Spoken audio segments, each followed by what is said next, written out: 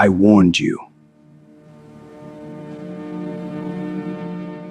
Celeste Vicenzi had a suicidal plan.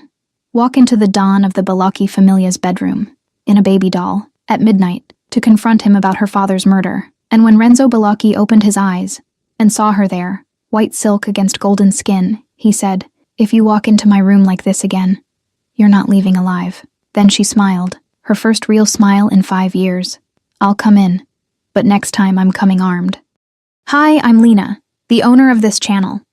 So today, my special shout-out goes to Kavanaugh and Rosa. Thanks for your support, guys. Now tell me something. Can love between people from rival families work? Let me know in the comments. Chapter 1, Baby Doll and Confrontation. I saw him near the villa. He shouldn't be here. Renzo Balocchi's bedroom door wasn't locked, and that should have been my first warning that I was making the biggest mistake of my life. But I didn't come all the way to Villa Balocchi, in the middle of the Sicilian night, to back down in front of an open door. I came to look into the eyes of the man who destroyed my family, and pull from him the confession I'd been chasing for 5 years. The white silk baby doll I wore wasn't my choice. It was strategy. Women who entered an Italian Mafia Don's bedroom usually had a very specific intention, and I needed the guards to think exactly that when they saw me walking through the corridors. I needed them to see me as just another temporary conquest of their boss, not as Marco Vicenzi's daughter coming to collect a blood debt. My bare feet made no sound against the cold marble as I moved through the room plunged in shadows. Moonlight streamed through the wide windows, illuminating Renzo Balocchi's silhouette. Asleep in the king-size bed, and even sleeping, he looked dangerous in a way that made my heart race with fear and anger in equal parts. I stood there, watching the man who commanded one of the most powerful families in Sicily, and touched the knife hidden on my thigh. The Krav Maga classes my father insisted I take since I was 8 taught me how to kill, but being here now, feet away from his murderer, was different from any training I'd ever done. He woke up before I decided to move closer. The instinct of a born predator made his eyes open and find me immediately, without the slightest trace of sleep or disorientation, and I realized he already knew I was there long before opening his eyes. Renzo sat up in bed, with a calm that was more frightening than any display of anger could be. He wasn't wearing a shirt, and the moonlight drew shadows on his abs, but I forced my attention to remain on his face, on the dark eyes studying me with an intensity that made my skin tingle. "If you walk into my room like this again," he said, his voice rough with sleep but loaded with deadly threat, "you're not leaving alive." The threat should have made me back down, should have reminded me of the danger I was running, but instead, something inside me broke free, something that had been trapped for 5 years. Since the day I buried my father and swore I'd find the man responsible, and I felt my lips curve, the first real smile in 5 years. "I'll come in," I said, feeling the adrenaline rush through my veins. "But next time I'm coming armed." The silence that followed was thick, loaded with tension that made the air feel heavier. Renzo watched me for a long moment, and I saw the exact instant his expression changed from controlled surprise to something that looked dangerously close to interest. "Celeste Vicenzi," he said, and my name in his voice sounded like accusation and recognition at the same time. "Marco Vicenzi's daughter." It wasn't a question. "You remember his name," I said. Renzo tilted his head, studying me with attention that seemed to see through the white silk, through the skin, straight to the bones. "I remember them all," he answered, pausing. "The question is, what do you want?" I took a step forward, out of the shadows. "Confirmation." "Of what?" "That it was you, that you ordered my father killed." The silence that followed was heavy. Outside, Mount Etna smoked against the starry sky, a threatening presence that matched perfectly with the man in front of me, and all of Sicily seemed to be holding its breath. Renzo got out of bed with fluid movements, like a predator preparing to attack. He moved to the window, turning his back to me in a way that was clearly a test, and I realized he wanted to see if I'd take the opportunity to attack him. "And if I had killed your father," he said, looking at the nighttime landscape, "you'd already be dead. So it was you," I said, anger burning in my chest. He turned slowly, and for the first time, I saw something like genuine interest on his face. "I neither confirm nor deny," he said, starting to approach with measured steps. "But Celeste," my name sounded different now, softer, more dangerous. "If you suspect, why did you come here? Alone? Vulnerable? Who said I'm vulnerable?" He stopped too close. So close I could feel the heat emanating from his body. So close I had to tilt my head back to maintain eye contact. "You're not who you appear to be," Renzo said, and those dark eyes searched my face as if reading secrets. "None of us are," I replied. "The difference is that I admit it." Something changed in the air between us. The temperature seemed to rise, and suddenly I was aware of every inch of space separating us, of the way his breathing deepened, of how my own lungs seemed to have forgotten how to function.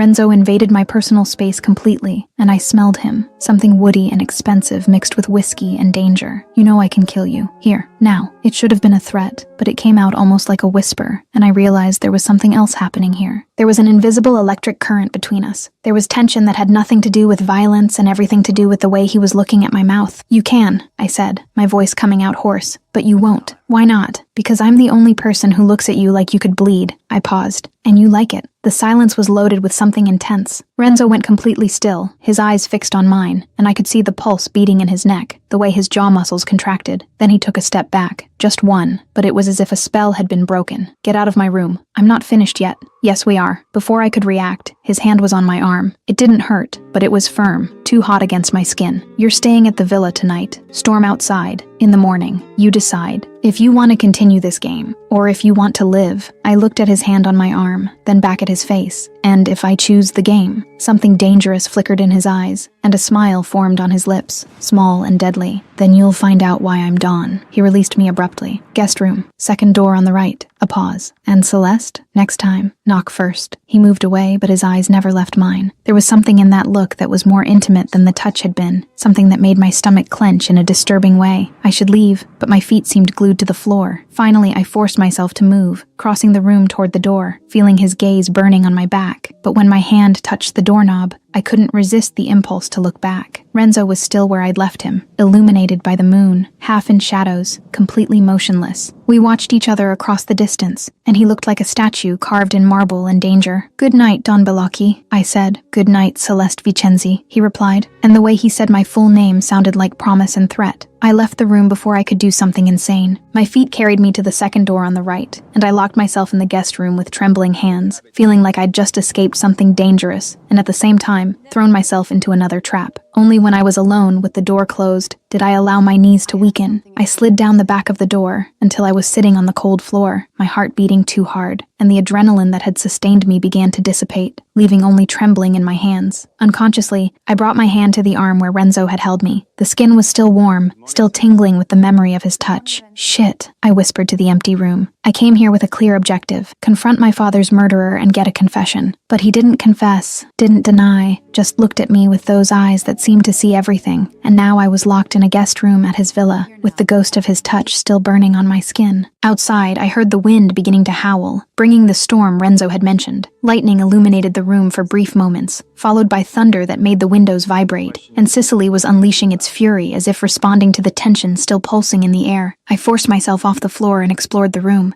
It was luxurious in a discreet way, with antique furniture that probably cost more than everything I owned, and the bed was covered with sheets that felt like clouds. But I couldn't stop thinking about the room across the hall, about the man who slept there, or maybe wasn't sleeping anymore, and I wondered if he was as affected as I was by our encounter. I grabbed my phone from the small purse I'd hidden here earlier. Several messages from friends who didn't know where I really was, and if they knew I'd entered the Don of the Bellocchi family's villa to confront him about a murder, they would have had me committed. I deleted the messages and tossed the phone on the bed. I leaned against the window and watched the storm approaching, the lightning illuminating Mount Etna in the distance. My father used to say that Sicily was an island of passion and violence, where love and death danced together. I always thought he was being too poetic, but now, standing in this room, still feeling the heat of Renzo's touch on my skin, I was beginning to understand. Tomorrow, Renzo said, I'd have to decide, continue the game or choose to live. But as I looked at the storm, at the smoking volcano, I realized one thing with absolute certainty. I wasn't backing down, not after coming this far, not after finally being this close to the man who ordered my father's death. Renzo Bellocchi might be dangerous, might be deadly, but I'd trained my whole life for this moment, and if he thought he could intimidate me with intense looks and touches that made my skin burn, he was about to discover that Marco Vicenzi's daughter didn't back down from anything, especially not from the man who made me an orphan.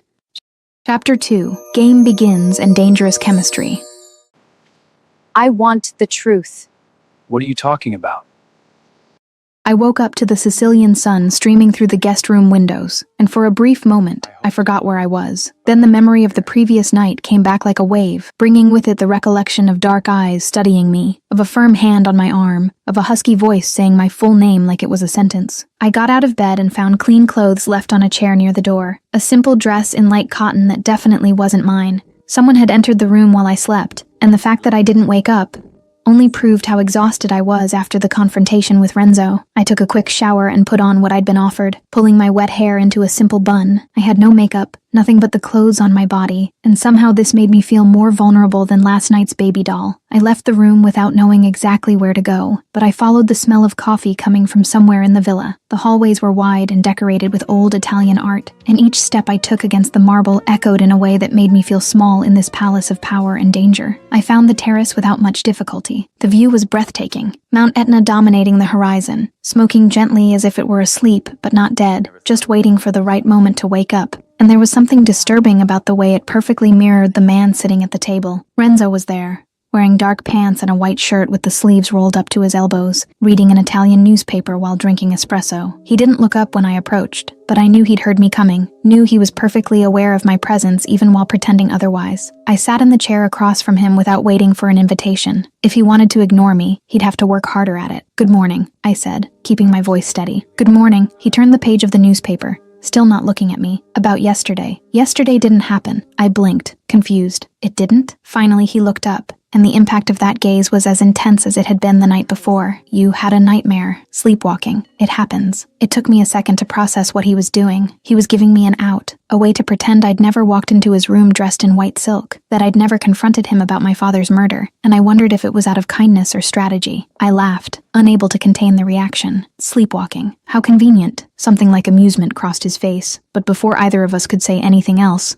I heard footsteps approaching. Don Bellocchi, Signorina Vicenzi. The man who appeared on the terrace was older, probably in his 60s, dressed impeccably in an Italian suit that probably cost more than a car. He had perfectly combed gray hair and eyes that seemed kind, but there was something about him that immediately made me uncomfortable in a way I couldn't explain. He took my hand before I could avoid it and kissed it in a chivalrous manner. What a pleasure. Unexpected. I withdrew my hand as politely as possible. "Signore Torretti, Lazzaro Torretti, consigliere of the Famiglia." He studied me with an interest that was too intense, too invasive. "Marco's daughter, right? I knew your father. Very interesting man." The way he said interesting made my stomach clench. There was something behind that word, something I couldn't decipher, but that definitely wasn't a compliment. "Lazzaro." Renzo's voice cut through the air with cold authority. "Report can wait." It was an order disguised as a suggestion, and Lazzaro clearly understood. "Of course." He turned to me again, that smile still on his face. "Perhaps we can talk later, about memories." Then he left, leaving an uncomfortable silence on the terrace. I looked at Renzo, who was watching where Lazzaro had disappeared with an expression I couldn't read. "He knew my father?" I asked,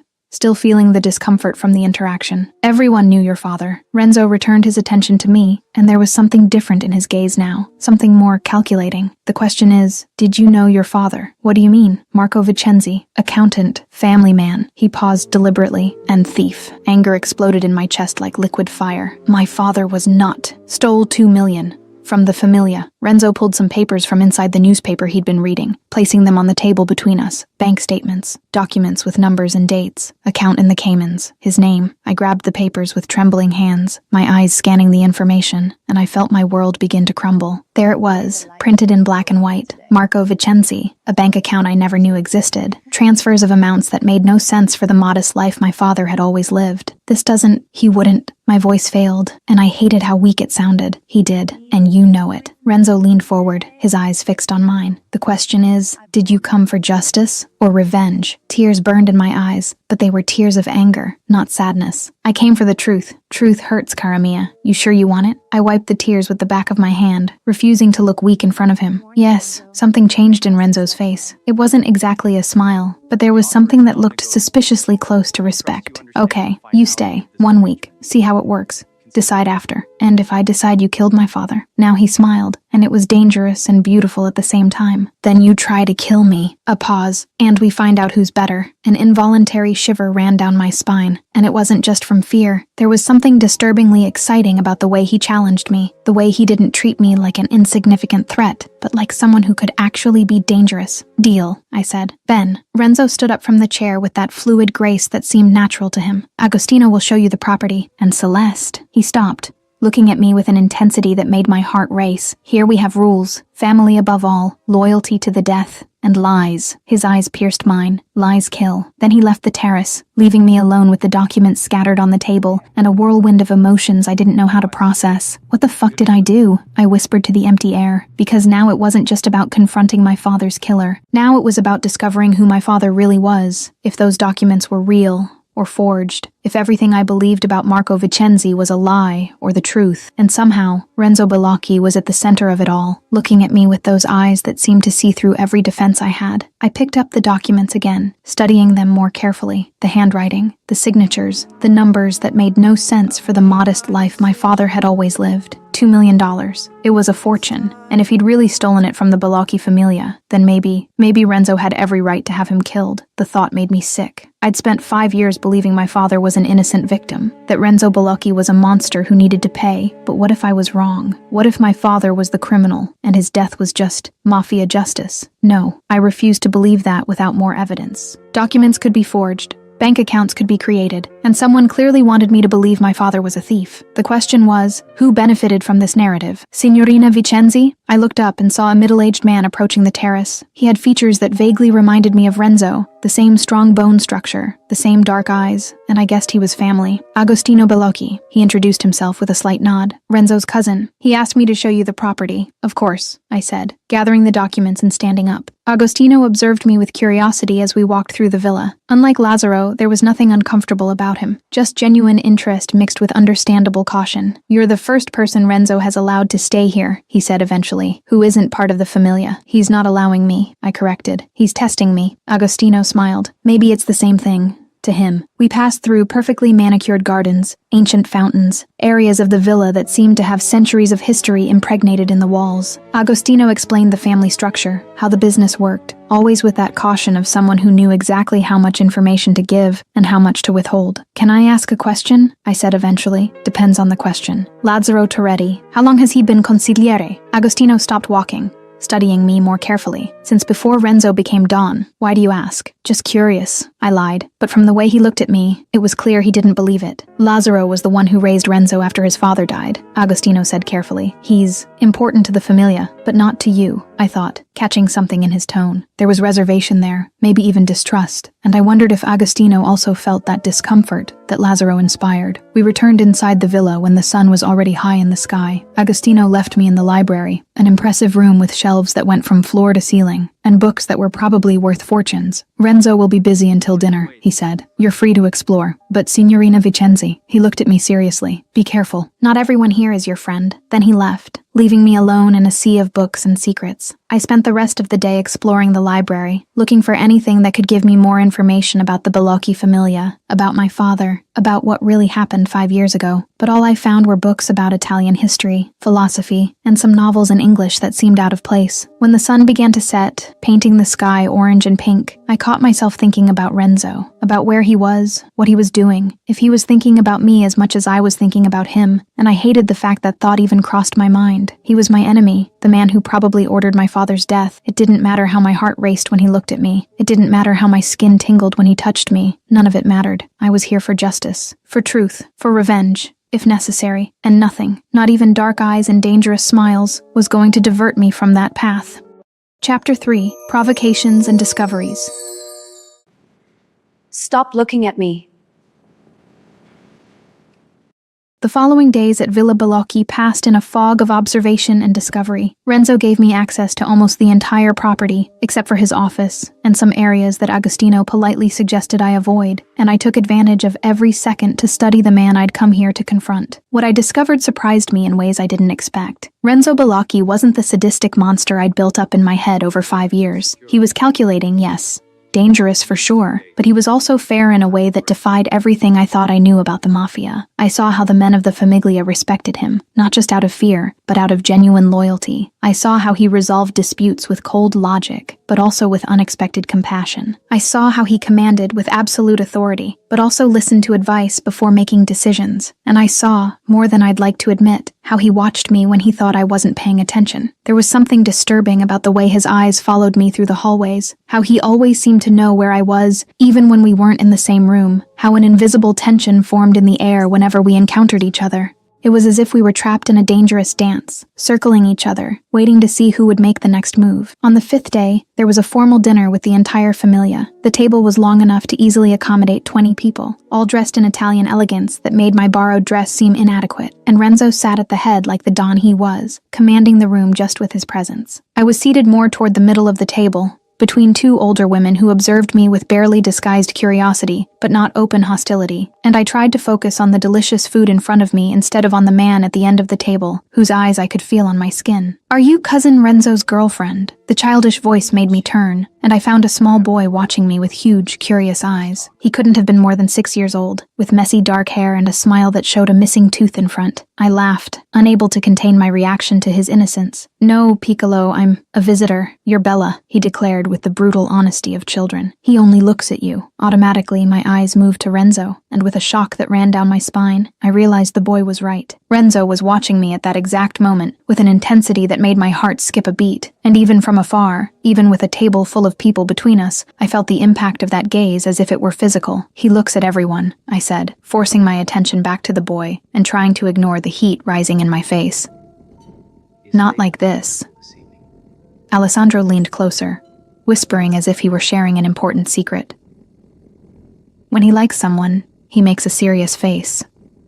"More serious. How do you know?" I asked, genuinely curious now. "Nonna told me, before she died, said the Balakis love hard." He paused dramatically, clearly repeating words he'd heard from adults. "And dangerous." Something clenched in my chest, something I didn't want to examine too closely. "Do they?" "See, but they also protect. Always." Then, with the scattered attention typical of children, he ran off to show something to another cousin, leaving me alone with those words echoing in my head. "The Balakis love hard and dangerous." I looked at Renzo again, unable to resist, and this time he didn't look away. We stared at each other across the length of the table, through the conversations and laughter of the familia around us, and it was as if we were alone in the room. There was something in that look that made my breath catch, something that promised danger and passion in equal measures. Then he turned his attention to Agostino beside him, breaking the contact, and I felt the loss of it like a physical presence. The rest of the dinner passed in a fog. I ate without really tasting the food, participated in conversations without really registering the words, and the whole time I was hyper-aware of the man at the head of the table, of the way he laughed with the family, of the way he commanded even in a social setting. When dinner finally ended, I escaped to the gardens, needing fresh air and space to think. Alessandro's words kept echoing in my head, mixing with everything else I'd observed over the past few days, and I wondered if I was losing focus on my mission. I came here for revenge. I came here for answers. I came here to confront the man who destroyed my family. But the more time I spent here, the more the lines began to blur, and I no longer knew if Renzo Balacchi was my enemy, or something much more complicated. The next day, after lunch, I decided I needed concrete answers. I'd spent the entire week observing, waiting, being patient, but patience was never my strong suit, and the documents Renzo had shown me about my father kept tormenting me. I found his office without much difficulty, and entered without knocking, a deliberate statement that I wasn't going to blindly follow his rules. Renzo was sitting behind a huge mahogany desk, studying papers with that intense concentration that seemed natural to him. He didn't even look up when I entered. "I need to see documents. About my father." "No," he said, still not looking at me. "Why?" "Because I don't trust you." I approached the desk, hands braced on the polished surface. "Still not? After a week?" Now he looked up, and the impact of that dark gaze hit me with full force. "A week is nothing. Trust takes time." "How much time?" Renzo stood up with that fluid grace, rounding the desk until he was too close to me. "Depends. On what?" My voice came out more hoarse than I intended. "On how many times you try to seduce me," he said, and there was something dangerous in his tone, something that made my stomach clench. Indignation exploded in my chest. "I am not." Tight dresses, different perfume, smiles. He paused, studying me with that attention that seemed to see through me. "You think I don't notice? I'm not trying to seduce you." "No?" Renzo took another step, completely invading my personal space, and placed his hand on the wall beside my head, trapping me without actually touching me. "Then why does your heart race when I get close?" My breathing failed, betraying me completely. "Because you irritate me." "Liar." The word came out almost like a caress. "I didn't lie." "Then why aren't you moving away?" He leaned closer, so close I could feel the heat of him, the woody scent that was starting to become too familiar. And he was right. I realized with a shock that ran down my spine that I wasn't moving away, that my body was leaning toward him instead of retreating. that every cell of my being was hyper-aware of his proximity. "Because I'm not afraid of you," I said, and it was truth and lie at the same time. "You should be," he whispered, so close now that I could feel his breath against my skin. "Because I'm starting to like you, and that is dangerous. For both of us." The world seemed to shrink to just the two of us. Renzo was so close I could see the golden flecks in his dark eyes, could count every eyelash, could see the way his jaw clenched as if he were fighting some internal battle. He leaned in imperceptibly, and I realized he was going to kiss me, and more shocking still, I realized I wanted him to. Then a loud knock on the door separated us as if we'd been burned. "Renzo, we have a problem." Agostino entered the office, and from the way he stopped abruptly when he saw us, it was clear he realized he'd interrupted something. Renzo moved away from me with that controlled calm I was beginning to recognize as his way of processing intense emotions. "Che cosa?" His voice was perfectly controlled, without any trace of the intimacy from seconds ago. Agostino looked at me, hesitant. "Rivals, movement at the docks, and maybe we should talk alone." "She stays." Renzo turned to me, and there was something different in his look now. "You wanted truth? You'll get it." Agostino hesitated for another moment, then sighed. "Okay, Familia D'Angelo is planning an attack tomorrow. Shipment from Naples." "Shipment of what?" I asked, genuinely curious. Agostino and Renzo exchanged a look, and I saw something that seemed almost like amusement pass between them. "Olive oil," Renzo said, and the ironic tone was impossible to miss. "Of course, olive oil." I didn't believe it for a second, but I didn't press either. "Not yet. And you're coming with us." It took a second for his words to process. "What? You want to know who killed your father? Come see how business works. Real business." "This is crazy," I said, but even as the words came out, I felt adrenaline starting to rush through my veins. This is life. Renzo studied me with that disturbing intensity. Or you stay, like a child, protected. He knew exactly which button to push. My pride bristled immediately. "I'm going." A smile formed on his lips. Small but genuine. "Ben, wear black, okay? And cara mia?" He paused, and there was something dangerous and exciting in his look. "Tomorrow you'll find out if you really know me." I left the office with my heart beating erratically, and my hands trembling slightly. What had I just agreed to do? Go with Renzo Bellocchi to some kind of mafia operation, presumably involving violence and danger, just days after confronting him about my father's murder? But even as logic told me I was being an idiot, another part of me, the part my father had trained to fight and survive, was excited by the prospect. Because maybe finally, I'd get to see Renzo Bellocchi as he really was. Not the elegant man who commanded family dinners, but the brutal Don who controlled a criminal empire. And maybe finally, I'd discover the truth about what happened to Marco Vincenzi, even if that truth destroyed me in the process. Chapter 4: Ambush and Lethal Revelation. You're not my enemy. The trip to Naples was made in tense silence, and I spent the whole time trying to control the nerves that threatened to consume me. The dark clothes Renzo had sent to my room fit my body perfectly, black tactical pants and a long-sleeved shirt that allowed free movement. And for the first time since arriving at Villa Bellocchi, I felt like myself, like the woman my father had trained to survive in a dangerous world. The car was luxurious but discreet, dark windows that didn't allow anyone to see inside, and Renzo was sitting next to me in the back seat, checking a gun with movements so natural it was clear this was routine for him. There were 3 other cars following us, full of men from the Famiglia, and the caravan moved through the Italian night like a deadly serpent hunting its prey. "You stay in the car," Renzo said for the 3rd time, and his tone was one of absolute command, with no room for discussion. "I'm not going to stay in the..." Gunshots cut through my words like razors through silk. Everything happened too fast to fully process. The front windshield of the car exploded into thousands of fragments. The driver screamed something in Italian I didn't understand, and the car skidded violently to the side as more shots echoed in the night, coming from all directions at once. "Ambush!" Agostino shouted from the car in front through the radio, and his voice was loaded with adrenaline and anger. "Get out of the cars.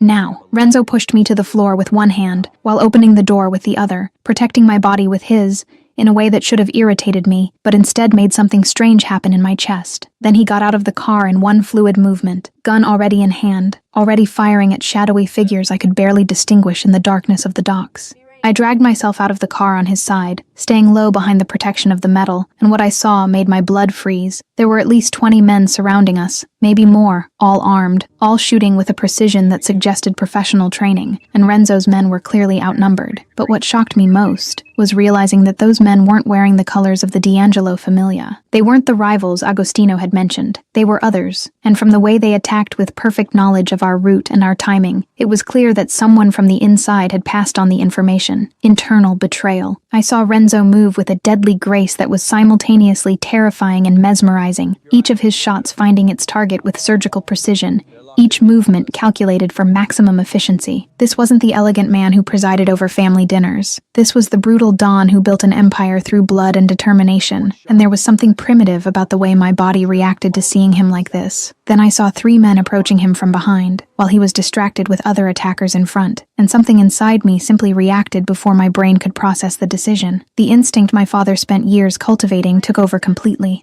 I moved without thinking, years of training transforming my body into a fluid weapon. The first man didn't even see what hit him when I grabbed his gun with a Krav Maga move that disarms and unbalances at the same time, using his weight against him to throw him to the ground with enough force to leave him stunned. The second man tried to grab me, but I was already spinning, my elbow connecting with his face at an angle that guaranteed he wouldn't be getting up anytime soon. And then the gun I'd taken from the first man was in my hands, the familiar and comforting weight of a Glock 19 that was almost identical to the one my father had taught me to use. The third man raised his gun toward Renzo, and I didn't hesitate, didn't think, just pulled the trigger and saw his body fall, before the sound of the shot even finished echoing. The silence that followed was both absolute and deafening. The fight had ended as quickly as it began, the attackers who were still alive fleeing into the night, when they realized they'd lost the advantage of the element of surprise, and now only the men of the Famiglia remained standing among the bodies scattered across the docks, and all of them were looking at me with a mixture of shock and respect I'd never seen directed at me before. But I only had eyes for Renzo. He stood a few meters away,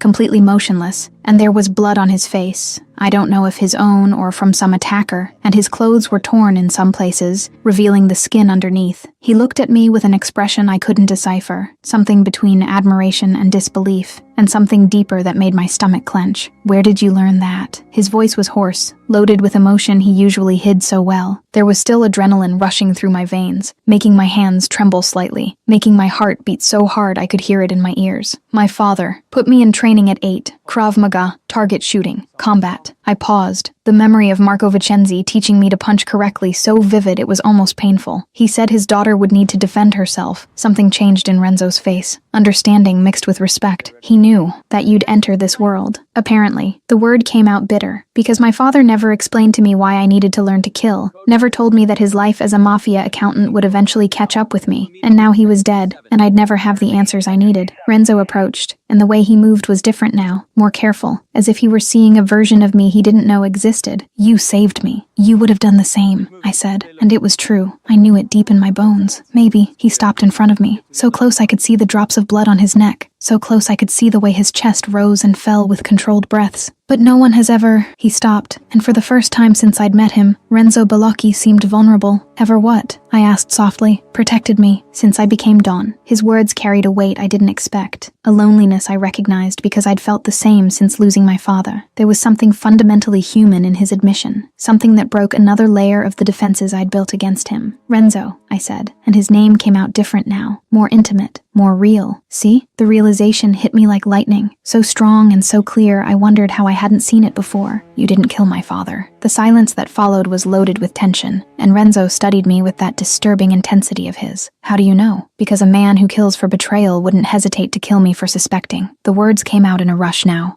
fast and certain. "And you protect, even those who challenge you." I saw the exact moment he processed what I was saying, saw the way his jaw clenched, how his eyes narrowed slightly. "So why does someone want you to think it was me?" The question hung between us, heavy with implications I was only beginning to understand. Someone had manipulated me, someone had planted evidence, someone had guided me to Renzo with the clear intention of pitting us against each other. Someone manipulated me. Anger began to burn in my chest. Not the old anger directed at Renzo, but a new fury directed at whoever had orchestrated all of this. Planted evidence. Suspicions? Who? His voice was dangerously calm, the kind of calm that precedes violence. I closed my eyes, forcing my mind back to those first days after my father's death, forcing myself to remember details I'd ignored at the time because I was lost in grief and anger. Lazaro. He showed up after my father's death, offered help, always mentioned you, always with anger in his voice when he said your name. Lazaro. The way Renzo said the name was icy, loaded with a controlled fury that was more frightening than any explosion could be. "Do you trust him?" I did. He raised me after my father died. Renzo ran his hand through his hair, a rare display of frustration. "But if he killed your father, and manipulated you. What was the plan? Why do this? The answer came to me slowly, piece by piece, fitting into a horrible puzzle. For us to fall in love,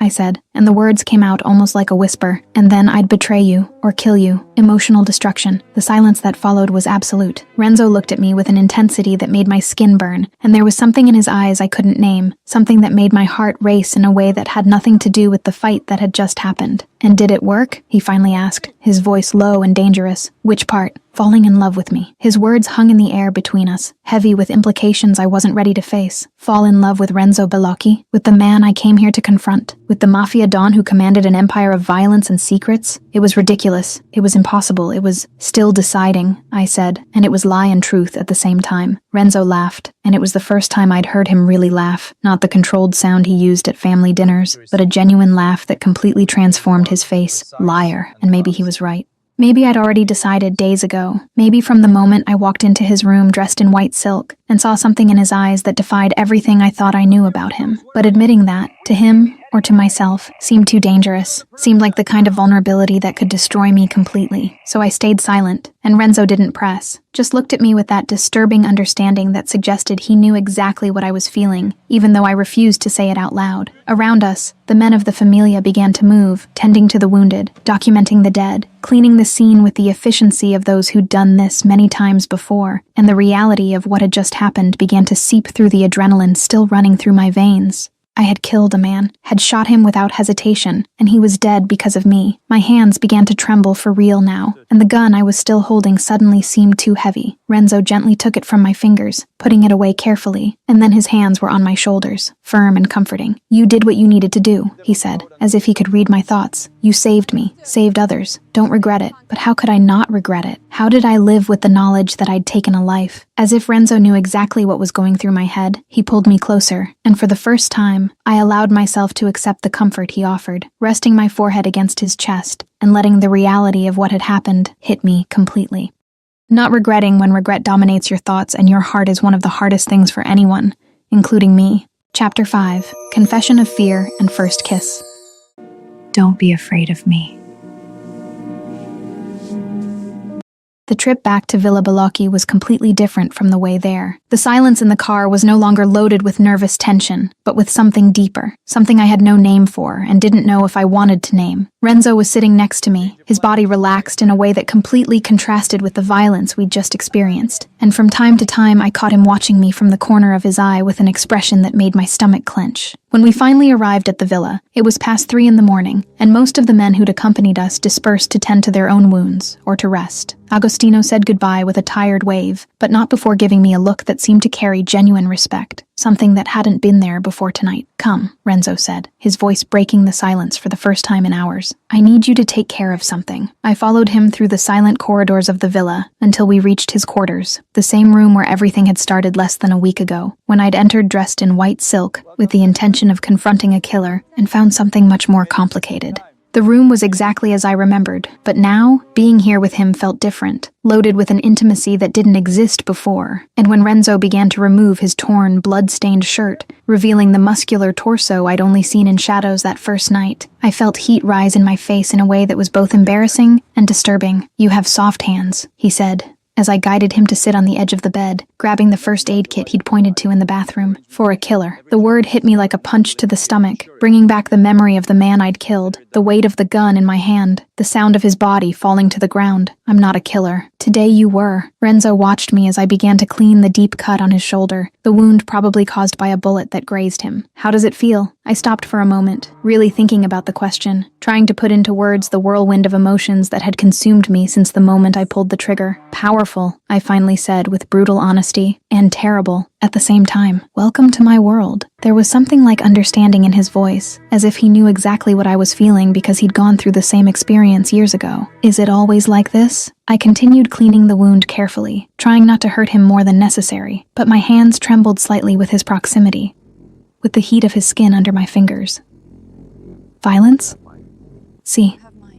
He paused, and when he spoke again, his voice was lower, more vulnerable, but never with someone who matters watching. I stopped cleaning the wound completely, my eyes meeting his. I matter? The question hung between us for a long moment, and I saw something pass across his face, something that looked like fear mixed with acceptance, as if he were admitting something he'd been trying to deny to himself. That scares me, he finally said, and the raw honesty in his voice made my heart tighten in my chest. What? I whispered, barely able to find my voice. I'm not afraid of dying. Never have been. I live expecting it, actually. I've always known that would be my end eventually. Renzo raised his hand, his fingers lightly touching my face in a caress so gentle it was almost painful in its tenderness. But today, when you shot the man behind me, I was afraid. Of dying. It didn't make sense. He'd just said he wasn't afraid of death. Of liking you. His eyes pierced mine.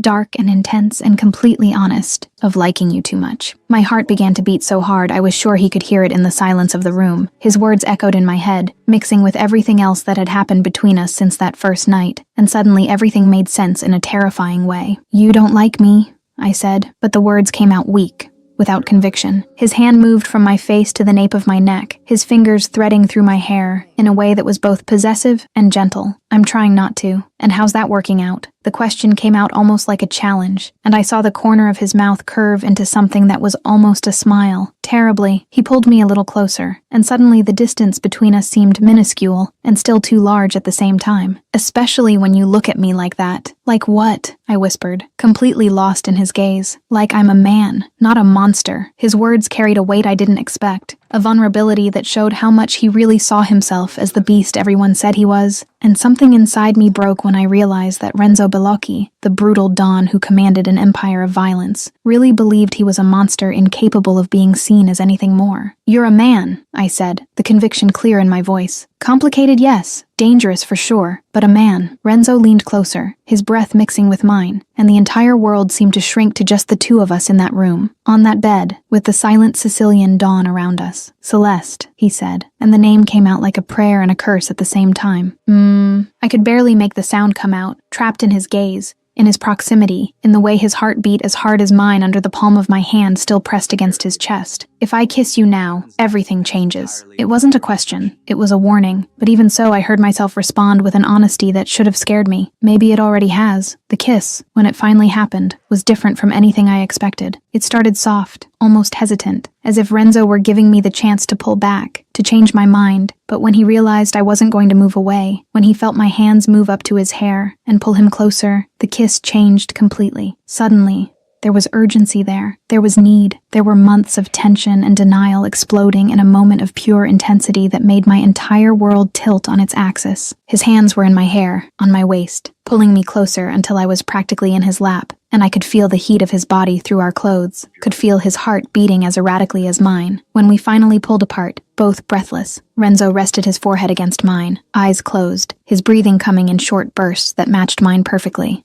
Shit, he said, and the word came out hoarse and messy in a way that was so different from his usual control that I couldn't help but laugh. Eloquent, I said, still trying to catch my breath. His eyes opened, and there was something there that was both dangerous and vulnerable. You know what this means? That we're idiots? The answer came out before I could think better of it, and I saw the smile form on his lips, completely transforming the face that moments before had been all serious intensity. That now I'm going to have to kill anyone who looks at you, he said, and the tone was half serious, half playful in a way that made my stomach clench. A shiver ran down my spine, but it wasn't from fear. It was from something much more disturbing. Possessive, completely. Renzo leaned in and kissed my neck, right where my pulse beat out of control, and the sensation of his lips against my skin made my eyes close involuntarily. And you? What? I could barely form the word, distracted by the way he kept kissing that spot on my neck that apparently had a direct line to the rest of my body. Jealous, if other women look at me. I opened my eyes and pushed him back slightly so I could see his face, and there was amusement there mixed with genuine curiosity. I thought about the question for a moment, trying to be honest with myself about what I really felt. Experimentally, yes, he laughed, and the sound was rich and genuine in a way I rarely heard from him. Ben, so we understand each other. About? I tilted my head, genuinely curious now about where he was going with this. That this is mine now. He touched my wrist with his fingers, right where my heart beat visible under the skin, and I don't share. I should have been indignant at the possessive declaration, should have reminded him that I wasn't his property or anyone's, should have resisted the way he was claiming me without asking permission. But instead, I found myself saying something completely different. Possessive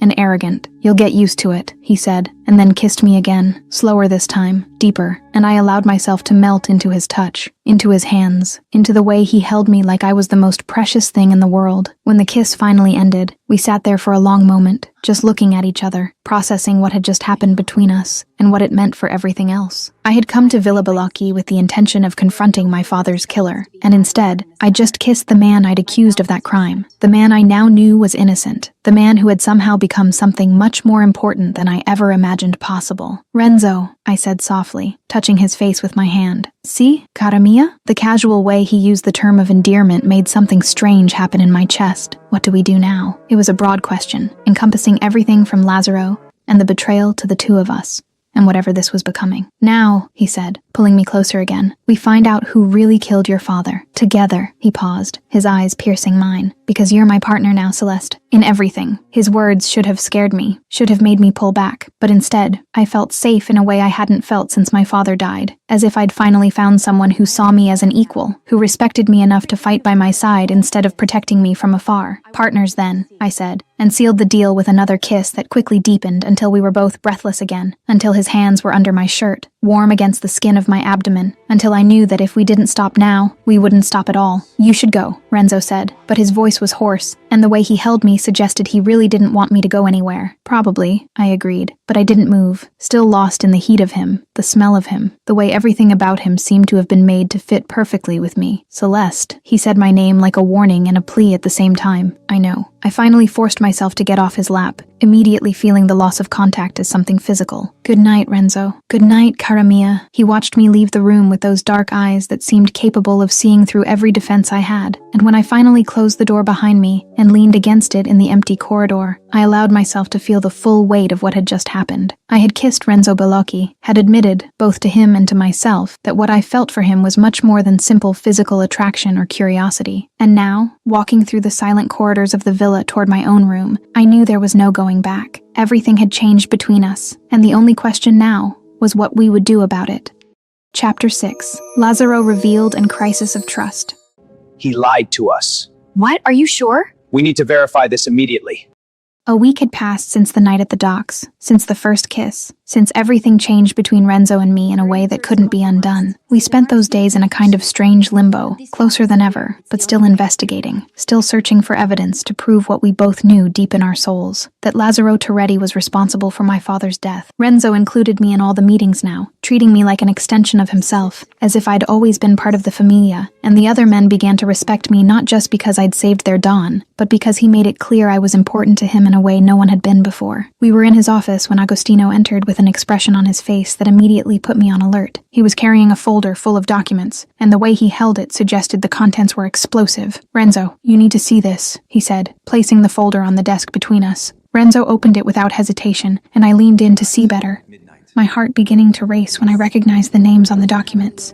Bank transfers, statements, signatures that looked familiar, but were slightly wrong in a way that only someone who knew my father's handwriting as well as I did would notice. "Lazaro," Agostino said, pointing to a series of transactions. "Bank transfers. Celeste's father's account." He paused heavily. "He forged documents. Marco Vicenzi never stole money." Fury exploded in my chest like a volcano. Hot and devastating and completely overwhelming. "He forged them!" My voice came out louder than I intended, loaded with all the anger I'd accumulated over the years. Renzo's expression changed instantly, the mask of the brutal Dawn falling into place, and when he spoke, his voice was icy in a way I rarely heard. "Why? More," Agostino continued, turning more pages in the folder. "Marco discovered that Lazaro was embezzling funds. For years, Marco was going to expose him, so he didn't need to finish the sentence. The implication hung in the air between us like toxic smoke. Lazaro killed my father." The words left my mouth like a death sentence. "And manipulated me to..." I looked at Renzo, seeing the understanding in his eyes. "To destroy you. Not just destroy me," Renzo said, and there was something in his voice that was worse than anger. It was pain. "Break me. Emotionally." He paused, and for the first time since I'd met him, I saw real vulnerability on his face. "He raised me. He knows that." He stopped abruptly, as if the words had gotten stuck in his throat. "Knows what?" I asked softly, touching his hand on the desk. His eyes met mine, and there was something there that made my heart squeeze in my chest. "That I've never loved anyone, not even family, except..." He looked at me in a way that made the entire world disappear. Now, the silence that followed was absolute. His words hung in the air like confession and condemnation at the same time, and I could see on Agostino's face that he was as shocked as I was by the involuntary admission Renzo had just made. "I'll leave you two." Agostino started to get up, clearly uncomfortable. "No, stay," I said quickly, because I needed answers now, couldn't wait. I turned to Renzo, my heart beating so hard I could hear it. "You love me?" The pause that followed was too long, too heavy. "Does it matter?" "Of course it matters." Disbelief colored my voice. "Why?" Renzo gestured between the two of us with a hand that trembled slightly. "You were put in my path, manipulated. This could just be programming." The pain his words caused was physical, as if he'd punched me in the stomach. "You think it is?" "I don't know what to think anymore," he said, and there was so much anguish in his voice that I knew he was being completely honest. Tears burned in my eyes, but I refused to let them fall. "Then maybe we should stop, until we figure it out." "Maybe," he agreed, but the way he said the word made it clear we both hated that idea with every fiber of our beings. "Or," Agostino said, breaking the tense silence, "you confront Lazzaro, together, and find out the truth." Renzo and I looked at each other, and I saw in his eyes the same conflict I felt inside me, fear mixed with determination, doubt mixed with certainty. "Risky," Renzo finally said. "For who?" I challenged. "For you. If he realizes we know, he kills you, first." The protective way he said it made my heart squeeze. "Then we do it before he realizes," I said, feeling determination harden inside me like steel. Something changed in Renzo's face, something that looked suspiciously like pride. "You don't back down." "Never." I held his gaze, letting him see the truth in my words. "So, partners?" "Partners," he agreed, but then added, "But if this goes to shit, you protect me?" It was half question, half provocation. "I die first," he said, and there wasn't a trace of hesitation in his voice. The silence that followed was loaded with the weight of that declaration. It wasn't just about protection. It was about sacrifice. It was about being willing to give his own life for mine, and the meaning of that was impossible to ignore. "That's pretty intense for a business partnership," I said, trying to lighten the tension with humor, but my voice came out too hoarse to work. Renzo's lips curved into something that was almost a smile. "Ben, because this was never just business." And there it was, the admission we'd both avoided making out loud. Whatever this was between us, it had long ago surpassed the boundaries of partnership or strategic alliance. It was personal in a way that was terrifying and inevitable at the same time. Agostino cleared his throat, clearly uncomfortable with the intimate moment he was witnessing. "So, what's the plan?" I forced my attention back to the problem at hand, to Lazzaro and his betrayal, to my father's death that finally had a name and face responsible. "We confront him, with the evidence, make him confess, and then?" Agostino asked. "Then," Renzo said, and his voice was icy in a way that reminded me exactly who he was. "Famiglia justice." His words were a death sentence, and we all knew it. Lazzaro Toretti had manipulated, lied, killed, and conspired, and now he was going to pay the price for all of it. I just hoped that when it was all over, when the truth finally came to light, Renzo and I could still look each other in the eyes and see something beyond the manipulation that brought us together. Because despite all his doubts, despite all my own uncertainties, I knew one thing with absolute certainty. What I felt for Renzo Bellocchi wasn't programming. It was choice. My choice. And I hoped that eventually he'd believe that too. Chapter 7. Confrontation with Lazzaro. It's over, Lazzaro. The plan was simple in theory, but executing it would be a completely different story. Renzo organized a casual dinner at the villa, just the three of us and Lazzaro, something that would seem like an informal business meeting, but in reality would be a carefully constructed trap to extract the confession we needed. I spent the entire day mentally preparing to face the man who killed my father, the man who spent years manipulating me with false kindness and poisoned advice, the man who orchestrated my entire life for the last 5 years with the sole objective of emotionally destroying Renzo Bellocchi. Anger burned constantly in my chest like embers that never went out, but I kept it controlled, cold, because I needed to be in complete control when the time came. Renzo found me in my room an hour before dinner. He entered without knocking, as had become his habit in recent weeks, and the familiarity of that gesture should have bothered me, but instead it comforted me in a strange way. "Are you ready?" he asked, and there was concern in his eyes that warmed me inside. "I was born ready," I said, adjusting the dark dress I'd chosen specifically for tonight, something elegant, but that allowed free movement in case things got out of control. Renzo approached, his hands finding my waist in a gesture that had become natural between us. "If at any point you want to stop, just say so. I'll handle this alone." I placed my hands over his,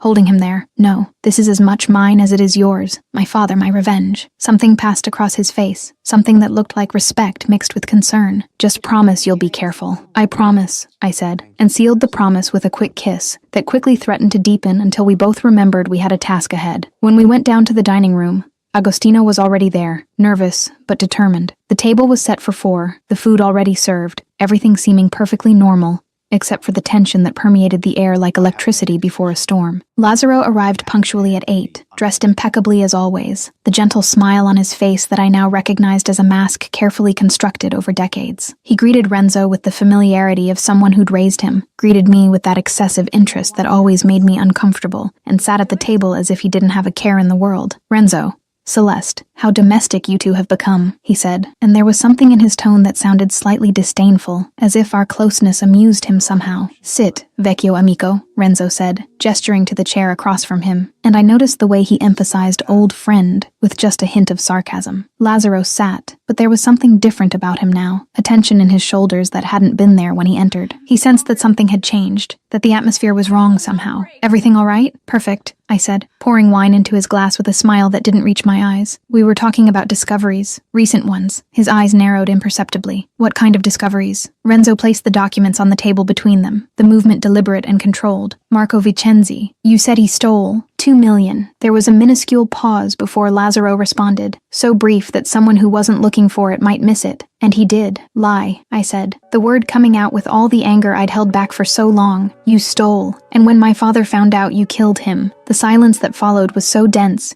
it seemed to suck the oxygen from the room. Lazaro went completely still, and then, slowly, the mask of the kind old man began to fall, revealing something much darker underneath. When he smiled, it was the smile of a predator who'd finally decided to stop pretending. "You shouldn't have found that out," he said, and his voice was completely different now, cold and calculating in a way that sent a shiver down my spine. "Why?" Renzo leaned forward, his posture changing from relaxed to dangerous in a second. "Because Celeste was the perfect weapon against me?" "Exactly." Lazaro picked up his wine glass, taking a sip as if we were having a casual conversation about the weather. "Daughter of the man you killed, hunting you, falling in love, and then, the smile turned cruel, betraying you, or dying trying to kill you. Maximum pain for the man who never suffered." Nausea rose in my throat hearing everything laid out so coldly. "You planned everything. For years." "Years," he confirmed, and there was pride in his voice, as if he were talking about an artistic masterpiece instead of a murderous conspiracy. Every casual encounter, every hint about Renzo, every encouragement to investigate. He looked directly at me, and it worked perfectly, until you really fell in love. The way he said the last words, with disdain mixed with frustration, made it clear that this wasn't in his plans, that Renzo and I developing genuine feelings for each other had been the only variable he couldn't control. "You raised me," Renzo said, and for the first time since I'd met him, I heard real pain in his voice, the pain of a betrayal that cut deeper than any physical wound could. "And now I destroy you." Lazaro placed the glass back on the table with excessive care. "Because you never knew your place, never respected me as I deserved. I made you Dawn, and you treated me like a simple advisor." The bitterness was clear now. "Your death will be slow, watching her die first." Everything happened in slow motion and impossible speed at the same time. Lazaro moved to grab the gun he had hidden at his waist, but years of training made me react before my brain could fully process the threat. I threw myself across the table, knocking over plates and glasses, my hand reaching his wrist before he could point the gun at either of us. The fight that followed was brutal and quick. Lazaro was older, but experienced, and he fought with the ferocity of a man who had nothing to lose. His elbows crashed against my ribs, trying to make me let go, but I maintained control of his armed hand while using my weight to unbalance him. Years of Krav Maga taught me that in a real fight, there were no pretty moves or perfect technique. There was only survival. I twisted his wrist at an angle where I heard something crack, and the gun fell to the marble floor with a sound that echoed through the hall. Renzo was there in a second, grabbing Lazaro by the collar and throwing him against the wall with enough force to knock the air from the older man's lungs. I picked up the gun from the floor, keeping it pointed at Lazaro while Renzo held him immobilized. "Should have trained the girl better," Lazaro spat, blood dripping from the corner of his mouth where he'd bitten his tongue on impact. But I underestimated how much Marco Vicenzi loved his daughter. "He loved me enough to prepare me for men like you," I said, my voice coming out firmer than I felt. Renzo looked at me over his shoulder, and there was something in his gaze that was pure astonishment. "You're incredible. We're a good team," I replied, and I saw the moment he processed those words, their full meaning. "The best." He turned his attention back to Lazaro, and the mask of the brutal Dawn was firmly in place now. "And Celeste? See? What I feel for you isn't programming. It's choice. My choice. His words echoed through the hall, a public declaration in front of the man who'd tried to manipulate us, a complete rejection of everything Lazaro had planned. And despite the situation, despite the violence that had just happened, my heart filled with something warm and sweet. Even after everything, the manipulation? I asked, needing to hear him confirm it. Especially after, Renzo said, never taking his eyes off Lazaro, because you chose to stay, to fight, with me. Tears burned in my eyes, but they were tears of relief, not sadness. Everything I'd needed to hear, everything I'd feared was a lie, he'd just confirmed as truth. How touching, Lazaro spat with disdain. You think this matters? That love changes anything? You're still a monster, Renzo. And she's still the daughter of the man I killed. This will poison you until there's nothing left. No, I said, moving closer until I was beside Renzo, presenting a united front. You have no power over us anymore. It's over. Renzo was about to respond when hurried footsteps echoed through the hallway. Agostino appeared in the doorway of the hall, his face pale and worried in a way that immediately put me on maximum alert. Sorry to interrupt, but we have a situation. The way he said it, the urgency in his voice, made it clear that something very serious was happening, something that couldn't wait even for the end of this confrontation. Renzo and I exchanged a look, and in that moment, we communicated volumes without saying a word. Whatever was happening, we'd face it together, as partners, as equals, as something much deeper than either of us was ready to name out loud yet. Chapter 8: External Threat and Fierce Protection.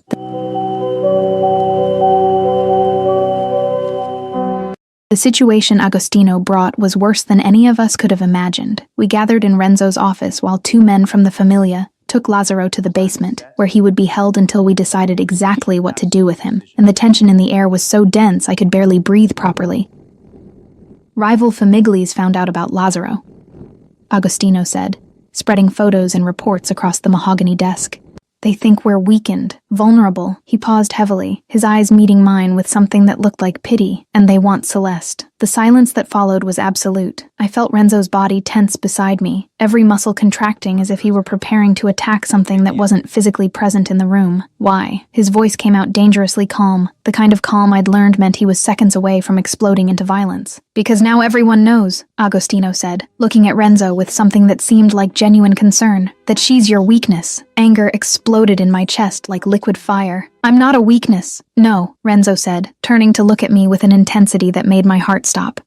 He stopped, searching for the right words. Everything, which is worse, because now I have something to lose. His words carried a weight that went far beyond fear for my safety. They carried the recognition that I had become the most important thing in his life, the only thing that could truly destroy him if it were taken away. And despite the seriousness of the situation, something warm bloomed in my chest. So, what do we do? I asked, forcing my mind to focus on the immediate problem instead of getting lost in what his words meant. You hide. I deal with the rivals. His tone left no room for discussion. It was pure command from a Don accustomed to being obeyed without question. Not a chance. I crossed my arms, planting my feet firmly on the floor in a way that made it clear I wasn't backing down on this. We're partners. Celeste, Renzo, I interrupted before he could start arguing. I'm not going to hide while you fight alone. I paused, letting a small smile form on my lips. Besides, you saw how I fight. I'm useful. I saw the conflict pass across his face. Pride fighting with fear, respect for my ability, fighting with the instinct to protect me at any cost. You're going to be the death of me, or your salvation, I replied softly, touching his face with my hand. Do you trust me? His eyes pierced mine. Dark and intense and completely honest. With my life. Then let's end this. Together. Agostino cleared his throat, clearly uncomfortable with the intimate moment, but also impressed with the determination we both displayed. They're going to attack tomorrow, at dawn, on the road to Naples. Then we'll be ready, Renzo said, his voice returning to command tone. Gather all the men. I want our best team. And Agostino? He looked at his cousin with a serious expression. If something happens to me, you protect her, no matter the cost. Nothing's going to happen to you, I said with conviction. But Renzo just looked at me with that look that said he'd lived long enough in this world to know nothing was guaranteed. Dawn came too quickly, and I found myself preparing weapons alongside Renzo, in a silence that was both comfortable and loaded with tension. He'd given me a Glock identical to the one I'd used at the docks, and the familiar weight in my hand was comforting in a strange way. You stay at my back, Renzo said for the 5th time as we checked the magazine of the last gun. Always where I can see you, and you stay where I can cover you, I replied, refusing to be relegated to a passive position even now. The attack came exactly when Agostino had predicted, multiple Famiglis working together in a temporary alliance with the sole objective of taking down the Bellocchi Famiglia while they thought we were weak. But what they didn't expect was that we were prepared, that we'd turned that road into a carefully constructed trap. The fight that followed was chaotic and brutal in ways that even the ambush at the docks hadn't been. There were at least 30 men attacking, maybe more, and the sound of gunfire echoed across the Sicilian landscape like artificial thunder. But Renzo and I moved together as if we'd trained side by side for years instead of weeks.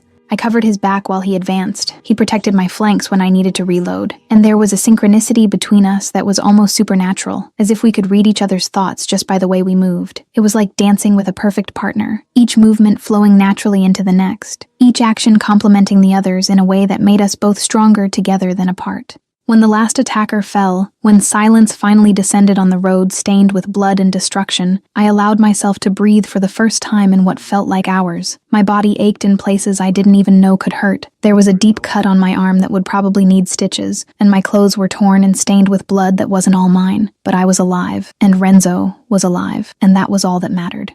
"Never again," Renzo said, approaching me with steps that revealed he was also injured. There was blood dripping from a cut on his forehead, and the way he favored his left side suggested broken or at least bruised ribs. "You never risk yourself like that again." "If you don't risk yourself, I don't risk myself," I replied, gently touching the cut on his forehead. "That's not how this works. That's how I work." I held his face with both hands, forcing him to look directly at me. "Renzo, I love you, completely, and love means fighting, together." The words came out before I could think better of it, but the moment I said them, I knew they were true in a way that couldn't be denied. I loved Renzo Bellocchi, with all his flaws and dangers and complications. I loved him in a way that went beyond logic or reason. He went completely still, looking at me with an expression I couldn't decipher. Then, so softly I almost missed the words, he said, "I love you too." My heart stopped completely before starting to beat erratically. "That's why," he continued, and then did something completely unexpected. Renzo Bellocchi, Don of the most powerful familia in Sicily, knelt right there, in the middle of the blood-stained road, with the bodies of enemies scattered around us, with adrenaline still running through both our veins, and looked at me with a vulnerability I'd never seen in him before. "Marry me." For a long moment,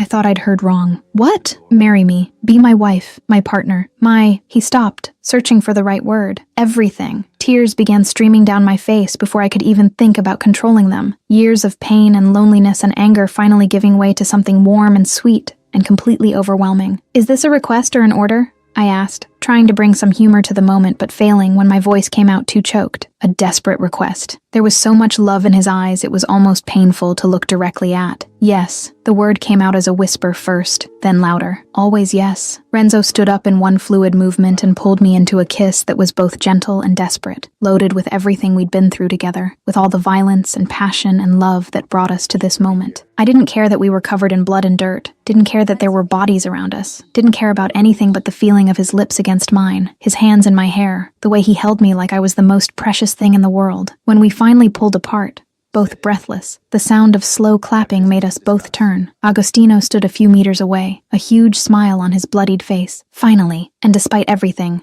despite the battle that had just happened, despite the injuries and exhaustion, we both laughed, the sound echoing across the Sicilian road like a promise of better days to come.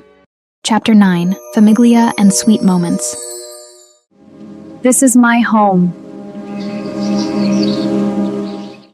The weeks following the marriage proposal passed in a fog of preparations and celebrations, and for the first time since arriving at Villa Bellocchi, I allowed myself to really believe that maybe I'd found a place where I belonged. Lazzaro was being held somewhere safe awaiting the Familia's judgment. The rival families had backed down after the brutal show of force on the road, and for the first time in years, I felt something like peace. The villa was full of Renzo's relatives I didn't even know existed, all arriving from different parts of Italy for the wedding preparations. There were aunts who hugged me like they'd known me my whole life, cousins who greeted me with cautious respect, mixed with curiosity, and a general energy of celebration that was both overwhelming and comforting. I was in the garden supervising the floral decorations when I heard small footsteps running in my direction. I turned just in time to see Alessandro running at full speed, his arms open and his smile showing the gap where his front tooth was starting to grow back. "Zia Celeste, you're going to be my real Zia," he shouted, practically throwing himself into my arms with the full force of a 6-year-old rocket. I caught him in my arms, laughing at his enthusiasm, and felt something warm expand in my chest, hearing how naturally he called me Aunt. "See, Piccolo, and you're going to be my ring bearer?" His eyes widened so much they seemed to take up half his face. Can I? With the ring and everything? Of course you can. Renzo's deep voice came from behind me, and I turned my head to see him approaching with that confident walk that had become so familiar. But what struck me most was the expression on his face as he watched Alessandro and me together. There was something there that made my heart squeeze in my chest, a tenderness he rarely showed, a vulnerability reserved only for moments like this. Alessandro squirmed in my arms until he could see Renzo better, his smile getting even bigger if that was possible. Cugino Renzo, are you going to have Bambini with Zia Celeste? The sound Renzo made was something between a cough and a choke, and I saw the flush rise slightly on his neck, in a way that was absolutely adorable in a man who was usually so controlled. One day, maybe. I felt my own face heat up at Alessandro's direct question, his innocence making it impossible to be angry at the invasion of privacy. Alessandro, too early to think about that. But Alessandro just shrugged with the frightening wisdom children sometimes display. Nonna always said, Familia Bellocchi needs to continuare. He looked at me with those huge, serious eyes. And you're strong like Louis. Bambini will be strong too. I couldn't help but laugh at his simple logic. Thanks, I think. Alessandro leaned closer, whispering loud enough that Renzo could definitely hear, even while pretending to check something on his phone. And Louis is happier, since you arrived. Smiles more. Instinctively, my eyes moved to Renzo, and with a shock of recognition, I realized Alessandro was completely right. Renzo was smiling as he watched us, not the controlled smile he used in business, but something genuine and warm that completely transformed his face. He is? See, before he was always serious, sad. Now, Alessandro gestured with his little hands in a way that was absolutely Italian, loose in his eyes. The Italian word echoed in my heart in a way words rarely do. Loose, light, Alessandro translated with the patience of someone used to switching between languages. You brought light to Louis. Then he hugged me with the surprising strength of a child, his little arms squeezing my neck. Grazie. Tears burned in my eyes before I could control them. Years of loneliness and pain finally giving way to the acceptance I didn't even know I needed so much. Grazie a te, piccolo. Alessandro eventually let go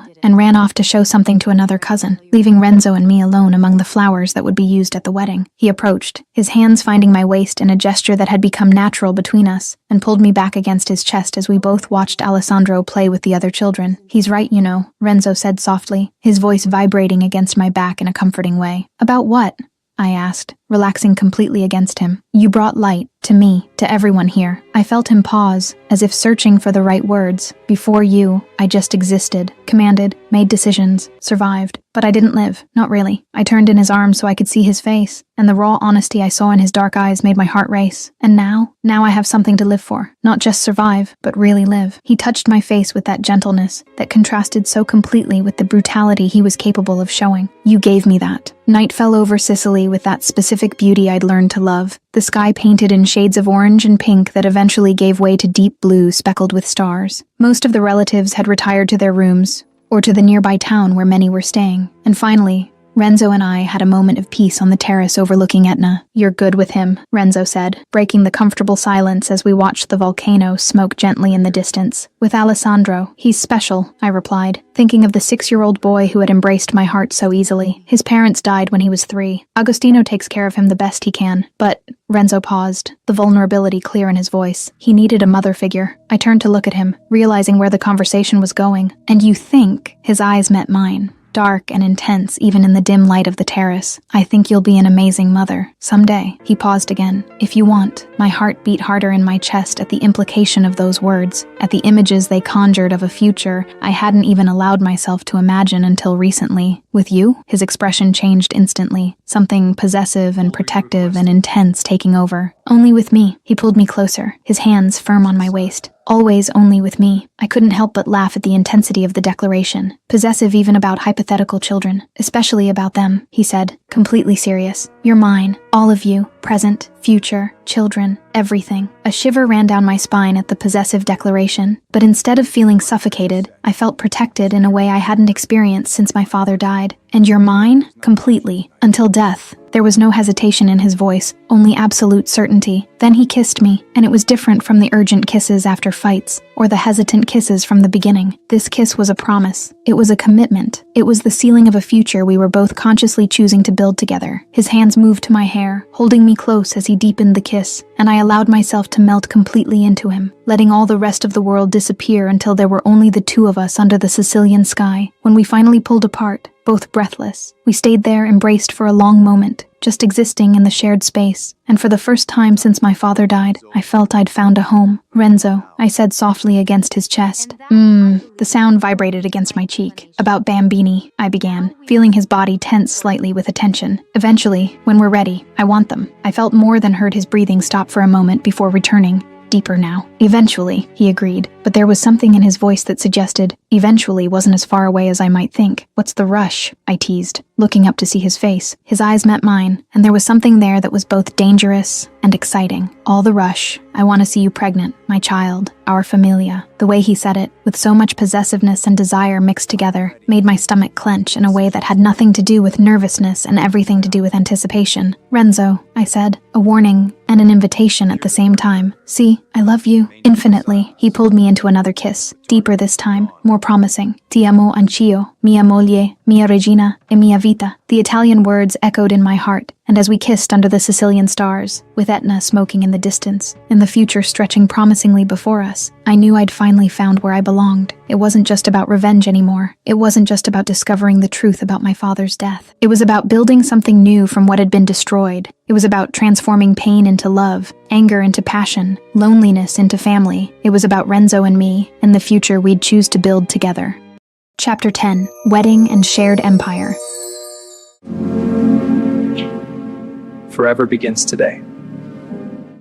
The morning of my wedding dawned with the Sicilian sky painted in shades of gold and pink that seemed to have been chosen specifically by the gods to bless this day. I woke up in the guest room where I'd spent that first frightening night weeks ago, but now everything was different. I was different, and in a few hours I'd leave this room as Celeste Vicenzi for the last time. The dress waiting for me was a classic Italian masterpiece, delicate lace that had belonged to Renzo's grandmother, combined with modern silk that hugged my body in a way that was both elegant and sensual. The veil was ancient, passed down through generations of Balaki women, and when Renzo's aunts placed it over my head, I felt the weight of the tradition and acceptance it represented. The church in Taormina was small but ancient, with frescoes dating back centuries and wooden pews polished by time in the hands of countless faithful. It was filled to overflowing with members of the familia, all dressed in their finest Italian attire, all here to witness the union that would transform a dead accountant's daughter into the donna of the Balocchi familia. When the doors opened and I began walking down the aisle, the entire world seemed to shrink to just the man waiting for me at the altar. Renzo was dressed in a suit that probably cost more than a car, impeccable black, that contrasted perfectly with the white shirt, but it was the look on his face that made my heart stop completely before starting to beat erratically. He was looking at me like I was the only person in the universe. Like every step I took toward him was the most important thing that had ever happened in the history of humanity, and there was so much love in those dark eyes that I felt tears threaten to ruin the makeup that had taken hours to apply.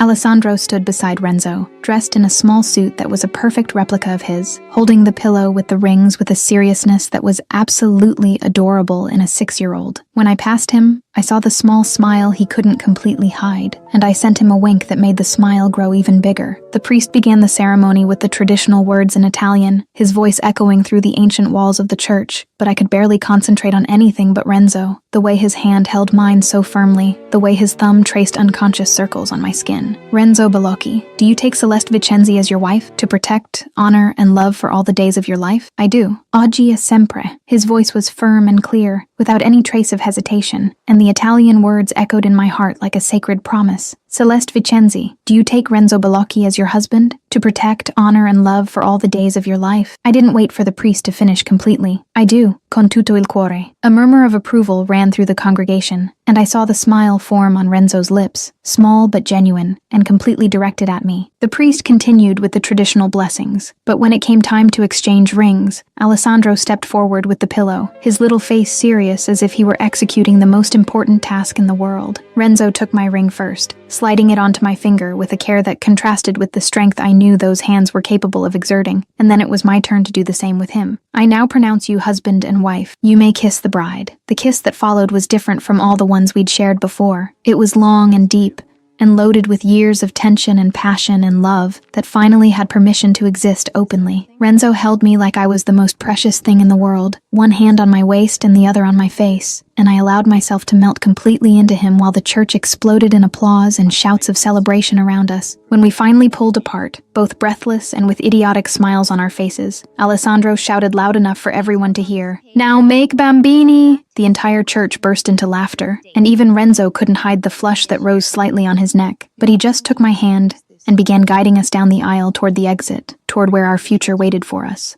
The party at the villa was exactly the kind of Italian celebration I'd seen in movies but never experienced personally. There was enough food to feed a small army, wine flowing as if the fountains had been converted specifically for that purpose, and music that made even the oldest and most serious members of the familia get up to dance. The main table was positioned to have the best view of Mount Etna, and Renzo and I sat side by side with our hands intertwined on the table, watching our familia celebrate with a joy that seemed to have been contained for too long. Agostino eventually stood up, raising his wine glass in a toast that made the entire crowd quiet to listen. "Alla familia, old and new." He looked directly at me with a genuine smile. "May Donna Balocchi bring as much strength as she brought light." "Alla familia," the crowd repeated in unison, glasses raising and clinking in harmonious chaos. And then, because apparently Alessandro had decided it was his personal duty to make sure everyone knew his opinions about our reproductive future, he shouted again, "E bambini futuros." The crowd exploded in laughter and approval, and Renzo leaned in to whisper in my ear, "He's not going to let this go, is he?" "Apparently not," I said, laughing against his shoulder. The night continued with dancing and celebration. But eventually, Renzo pulled me away from the crowd, taking me to the more private terrace where everything had begun between us. The full moon illuminated Etna in the distance, and the view was so perfect, it seemed to have been painted especially for this moment. "And now?" I asked, leaning against the stone railing while Renzo stood behind me, his arms circling my waist. "Now?" He kissed my neck, right where he knew it made me lose my train of thought. "You share everything with me. Empire,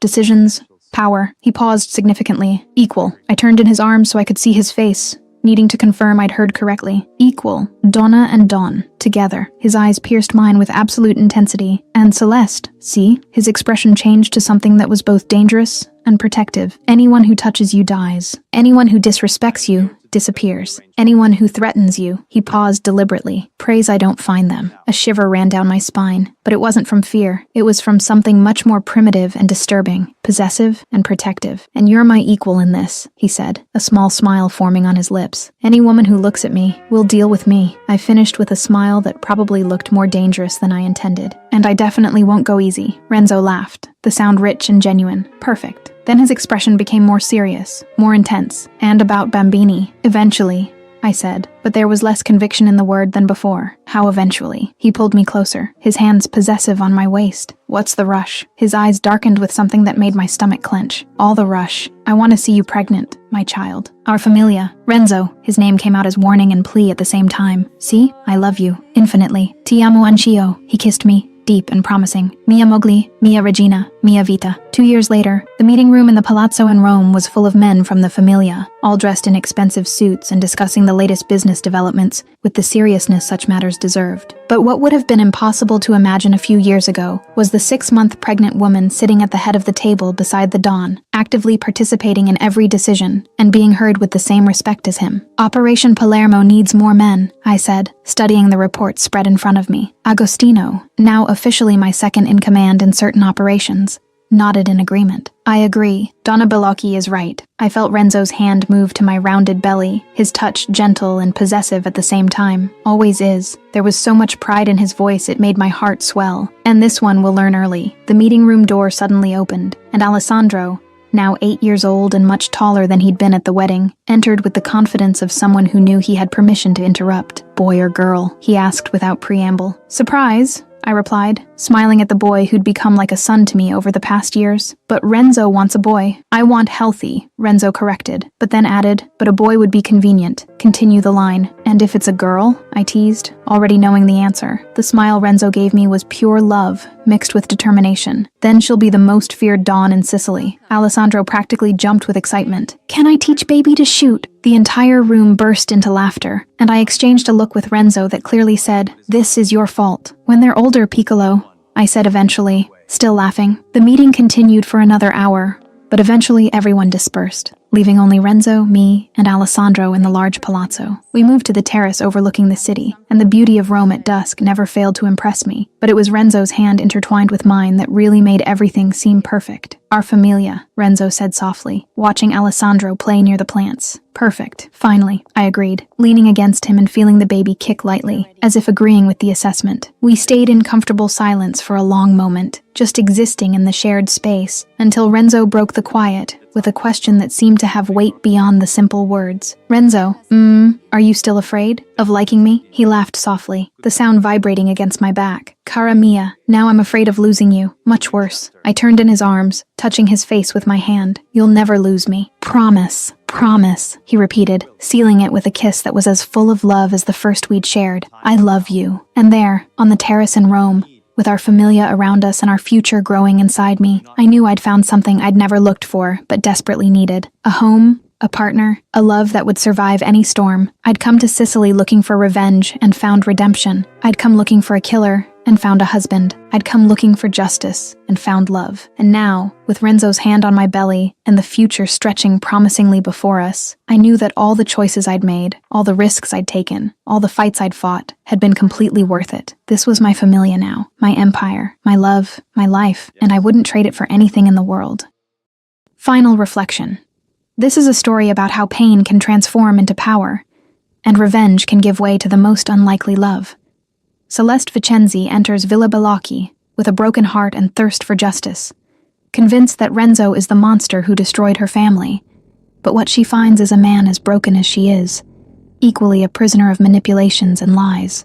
Their journey is visceral and intense, each confrontation loaded with an electric chemistry that defies logic, each touch burning with the promise of something forbidden and irresistible. There's violence, yes, blood and constant danger, but there are also moments of devastating vulnerability when two survivors finally lower their guards and allow the other to see their deepest wounds. The story's energy pulses between extremes, from icy fury to burning desire, from paralyzing fear to fierce courage, from absolute loneliness to the overwhelming intimacy of two souls who recognize each other through chaos. It's romance at its purest essence, where love doesn't mean peace, but lethal partnership, where protection comes through shared strength, and where the happy ending is one with blood, tears, and the conscious choice to build something beautiful from the ashes of what was destroyed. And if you want to see another romance video, click on the video appearing now on your screen.